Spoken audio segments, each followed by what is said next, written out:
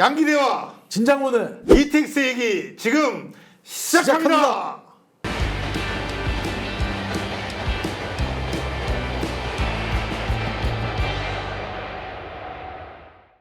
이택스 얘기 관련해서 우리 진장원 교수님께서 뭐 글도 많이 쓰고 계시고 또 어디 대담에도 많이 나가시는데 지난해 12월에 주간경향에 이런 이택스 관련 기사를 제가 봤습니다.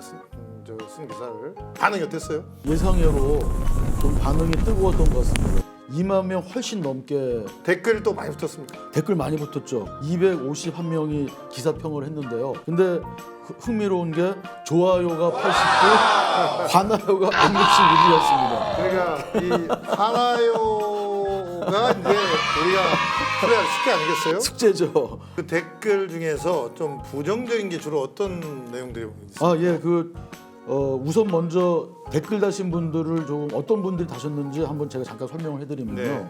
가장 이제 많은 댓글 다셨던 분들은 40대, 50대였었고요. 그다음에 30대가 한 18%, 20대가 4%여서 역시 2030 세대가 이 통일 문제라든지 대북 문제에 대해서 관심이 적구나 이런 걸 좀 실감을 했습니다. 반대하는 내용이 어떤 게 있었냐면은 좀 몇 개의 카테고리로 나눠지더라고요.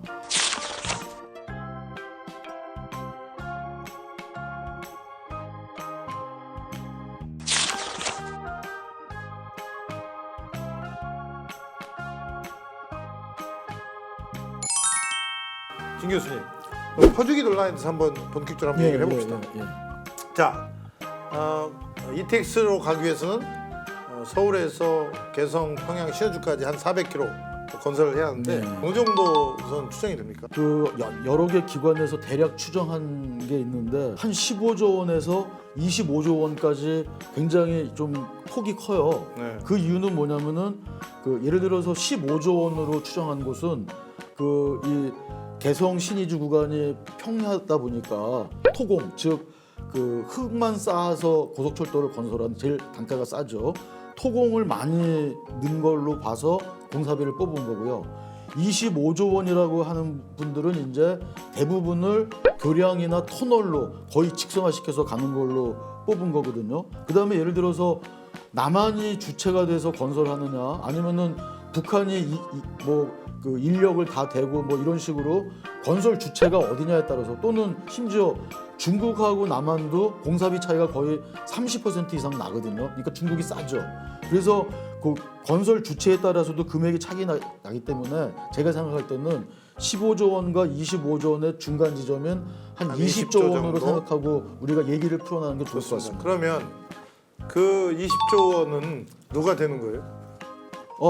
그 20조 원은 우리 이제 남한 정부, 한국 정부가 다 갖다 대는 거예요? 아닙니다. 지금 그다음에 이제 20조 원에는 사실 이제 남한 같으면은 토지 비용이 굉장히 많이 드는데 이 북한 여기 20조 원이라는 돈에는 토지 수용 비용은 안 들어가 있습니다. 그래서 북한 같은 경우는 토지 값이 일단은 싸다고 볼 수 있고요. 그다음에 국가의 토지이기 때문에 민가가 없는 곳들은 거의 북한이 토지로 투자할 수가 있는 그렇죠. 북한의 토지는 전부 다 국유화돼 있으니까 국유화되기 때문에 북한의 정권이 고속철도를 놓으려고 마음만 먹으면 그냥 선을 그으면 되니까 그리고 뭐 수용을 하든 안 하든 간에 그 비용은 매우 적다는 측면에서 그 비용이 생각보다 적게 들어갈 수 있다. 그래서 지금 질문하신 대로 국민들이 많이 오해하시는데요. 자, 그럼 20조 원을 우리 세금으로 다 내서 만들어주는 거 아니냐라고 이제 오해를 하십니다.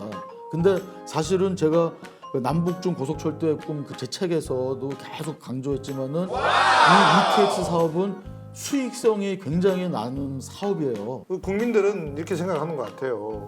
딱 20조 원 든다고 하는데 그러면 남한에서 우리 국가 예산으로 전부 다 투여하는 거 아니냐? 일단 언뜻 그렇게 생각하잖아요. 우리의 그 예산은 어느 정도까지는 투여할 수 있느냐? 좋은 질문 하셨는데요. 거기에 좀 얘기를 해야 될 것 같아요. 사실 뭐 일반적으로 생각했을 때 20조 원 하면 사실 결코 작은 돈은 아니지 않습니까?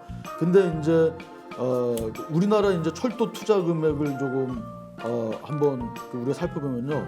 혹시 우리나라 철도 투자 금액이 얼마인지 혹시 아세요? 4차 국가 철도망 계획 작년에 발표가 됐는데 기존에 있던 뭐 그 사업에 대해서 한 뭐 60조? 그다음에 이제 신규가 한 뭐 30조 가량 약 30조죠. 그 아주 뭐 전문가가 다 되셨습니다. 우리 서당계 양 의원님. 3년이면 총을 넣는다고요? 제가 또 광명시장도 하고 그러니까. 또 이 남북 고속철도에 대해서 관심이 많다 보니까 여기저기서 듣는 게 아 많아요. 진짜 전문가세요 진짜로. 그래서 그 기시행 57개 사업이 한 60조 원이 들어가는 거고요. 그다음에 신규 계획한 42개 사업에 29.4조 원, 그러니까 약 30조 원이 들어가는 거거든요. 이거를 뭐 20조 원을 1년 동안 한꺼번에 투자하는 게 아니라 아마 빨리 해야 7년 정도 7년 걸릴 정도 거예요. 만약에 그 20조 원을 이제 한 7년 동안 투자한다고 치면은, 근데 사실은 우리가 이게 남북만 까는 게 아니라 중국까지 가는 거기 때문에 당연히 중국도 참여하겠죠. 그러니까 아주 쉽게 생각하면은 한국이 20조 중에 절반 10조 투자하고 중국이 10조 투자하면 사실은 우리가 한 7년 동안 10조 투자하는 꼴이 되는 거죠. 그러니까 이제 보통 1년에 한 1.5조, 1조 5천억 정도에서 2조 가량 정도를 맞습니다. 우리 예산을 투여하면 그 예. 예산은 결국은 국가 예산이면서 동시에 뭐 국가철도공단 예산이라든지 또 기체를 일부 발행한다든지 하면은 한 1.5조, 1조 5천억에서 2조 정도는 매년 한다면 우리한테 큰 부담 안 될 거다. 아, 부담이 안 되죠. 뭐 지금도 그런 일을 하고 있으니까. 의원님 올해 예산 짜시지 않았습니까? 그렇습니까? 올해 예산이 무려 607조나 되잖아요. 그죠. 그러니까 거기에서 1.5조 내지 2조 정도는 충분히 미래를 위한 투자가 가능하다. 뭐 이거 투자해가지고 우리나라가 막 전혀 휘청거릴 일이 없는 거죠. 그럼 나머지 10조는 어떨 거야? 나머지 10조.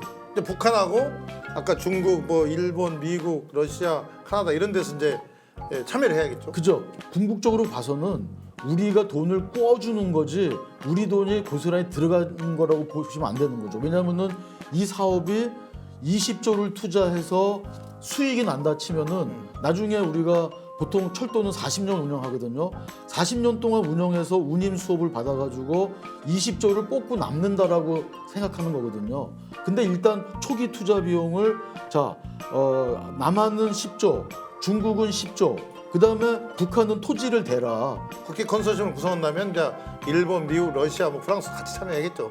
만약에 20조 원이 들어간다고 했을 때 중국이 10조, 우리가 10조고 북한은 뭐 토지라든지 노동력이라든지 여러 가지 되겠죠.